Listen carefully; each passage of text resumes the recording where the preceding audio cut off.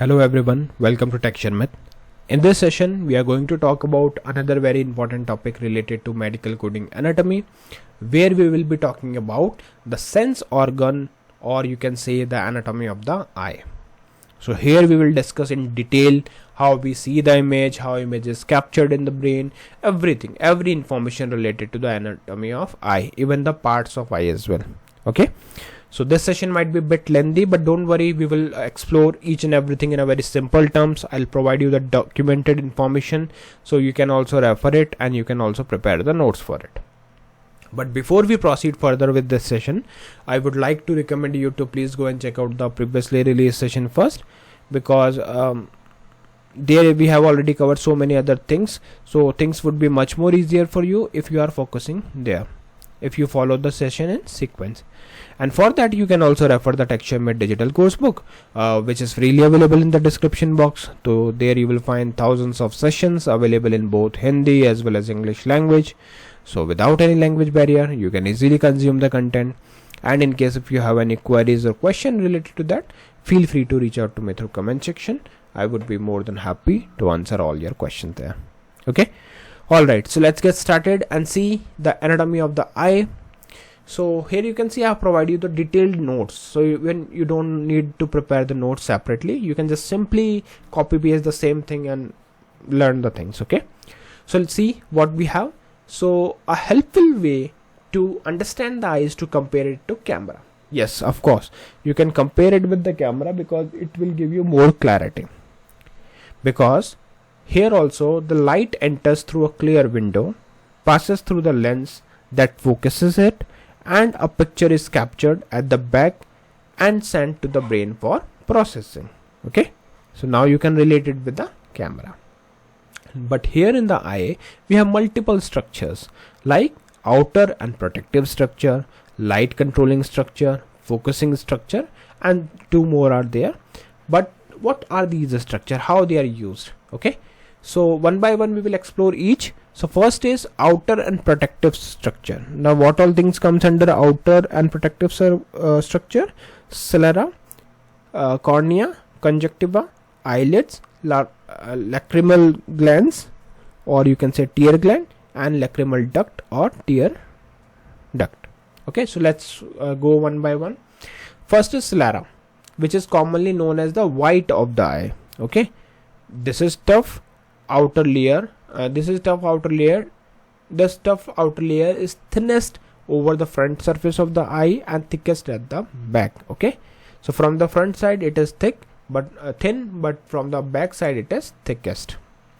Near the point where the optic nerve exits, it protects the eye and help it to hold its shape. So basically it protects and makes sure that eye is held in the same shape and position. Second thing is cornea, which is the clear dome shaped window at the very front of the eye, and it is the first structure light passes through, and it bends or reflects the light so it can focus properly further inside the eye. Okay, so it is helping us to focus the thing. Third thing is conjunctiva, which is a thin but a colorless mucous membrane that lines the front surface of the eye inside the eyelids and the inside of the eyelid. Even though it is colorless, this is an interview question. Okay, so they might ask you like, is it colorless or colored? So you can say it is colorless, but it appears white because it lies over the sclera. Okay, now next is eyelids, which is a fold of skin that continue from surrounding skin and cover the eyeball by blinking, that keeps the surface of the eye lubricated and protect it from dust and debris. Okay, so this is also important point, that it is mainly for protecting it and for lubricating purposes. Next is a lacrimal gland, which is also known as tear gland, which is located at the upper outer edge of the eye. This gland is responsible for producing the tears that keeps the eye moisturized. Next one is a lacrimal duct or tear duct, which is located at the inner cornea of the eye, and this duct is the pathway through which used tear drain away from the eye. So from here the used tear, okay, and the unnecessary tears are drained away from the eye. So till here we have covered the outer and protective structure. Next is light controlling structure. Now what are the light controlling structure? Which basically control the light, as its name suggests, right? So iris. The first thing is iris, the colored circular part of the eye that surrounds the pupil. Its muscle widen or narrow the pupil to control how much light enters the eye. Okay, so it is basically to control eye light. Next is pupil, the black looking opening in the very center of iris. It is not a physical structure itself, but opening whose size is adjusted by the iris to regulate the amount of the light entering the eye. So again, this is also a part of eye which mainly it's basically not a physical structure, but it's an opening whose size is adjusted by the iris. Okay, so from here it controls how much light is entering the eye. Next thing is focusing structure. So in focusing structure we have four things: lens, ciliary body, suspensory ligament, and choroid.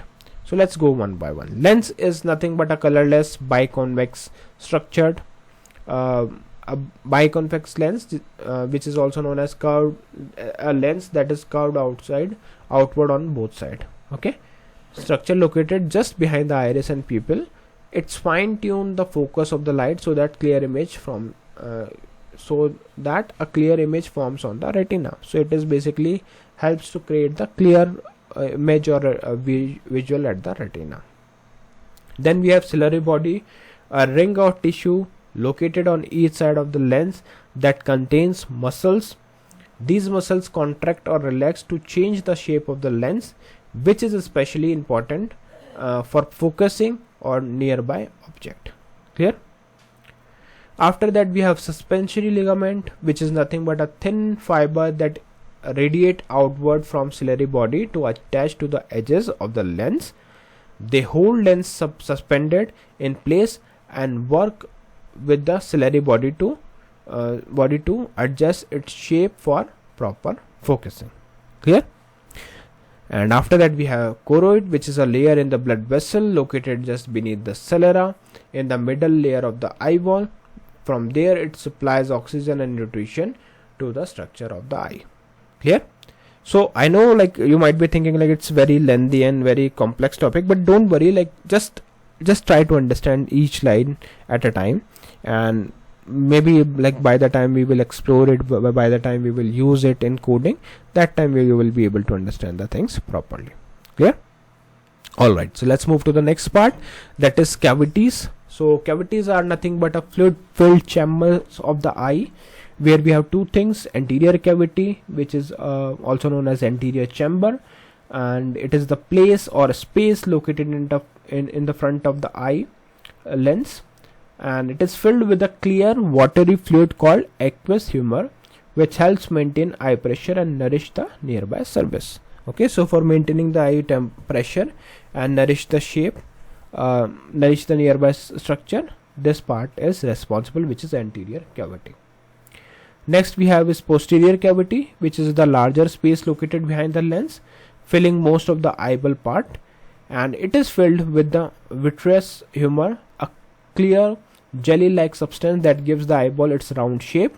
This fluid is not constantly replaced by the body. Very important thing. Okay, it is not replaced by the body. So if it leaks or escape from the eye due to injury, it can result blindness. So if due to any injury, if it is released from the body, it cause blindness. Then we have a light sensing structure at the back of the eye, which is retina, which is nothing but a thin layer of tissue that lines the inside of the back of the eye. Its job is to receive light that has been focused by the lens, convert that light into neural nerve signals, and send those signals toward the brain so that image can be recognized. Okay. After that we have rods and cones. So rods, we know that we have already covered this thing. So it's a photoreceptor cells within the retina that is specially sensitive to the low light, giving us the ability to dim or dark condition, though which is not colored vision. Okay, cones are the photoreceptor cells within the retina that are responsible for detecting color and fine detail and work best in the bright light. Then we have retinal ganglion cells, a type of neuron in the retina that gathers visual information passed on from the bipolar cells and prepares it to be sent out of the eye toward the brain. Clear? And at the bottom we have last two things, that is optic nerve and optic disc. So optic nerve, the nerve that gathers all the impulses generated in the retina and carries them out of the eye to the brain, where they are finally interpreted as vision. Clear? And after that we have optic disc, which is nothing but the specific spot where the optic nerve exit the eye and meet the retina. Because this has no rods and cone, okay, this is important question, interview question. It doesn't have rods and cone, that's why it is called as blind spot, because it cannot detect the light at all, and therefore we are calling it as blind spot of the eye. And the center of the optic disc also serves as the entry point for the artery that supplies blood to the retina. Clear? Now we will just conclude the session. Before that, let's see how actually we see the image. Okay, so process of vision. So it's quite simple because we have already know the parts, what is responsible for what. So let's see quickly. Light first enter the eye through the cornea, where it is refracted or bent to begin the focusing process. So here the focusing process starts. Then the light then passes through the aqueous humor in the anterior chamber and through the lens, both of which refract it further to sharpen the focus. Clear?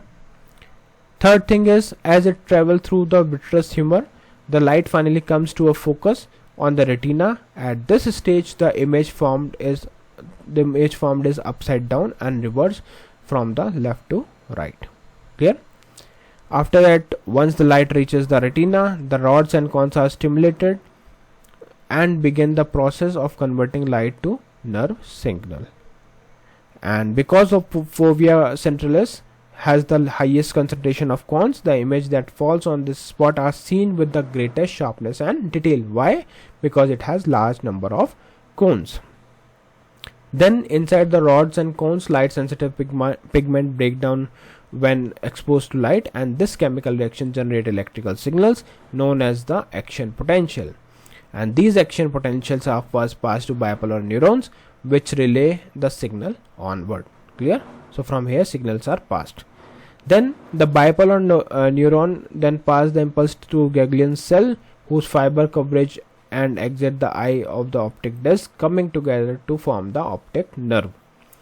And then the optic nerve from both eyes meet at the crossing point called the optic chiasma. Okay, this is an important point, where some of the nerve fiber cross over to opposite side of the brain. From there, the optic tract carries the signal to the thalamus, a relay station in the brain, and finally the occipital lobe of the cerebral cortex, where the signal is interpreted and we consciously see the image. Okay, so I know there are too much thing to learn, so don't worry, just read it out and try to understand each line. Okay, because this is something that we at least need as a medical coder. Okay, and then we will see the practical part. So in simple term, you can say that cornea leads to aqueous humor, then pupil, then lens, then vitreous humor, then retina, where rods and cones are present, then optic nerve fiber, then optic chiasm, then thalamus, and then finally cerebral cortex, which is also known as occipital lobe. Okay, so yeah, that's all for today. See you in the next session with new topics. So thank you for watching Tech.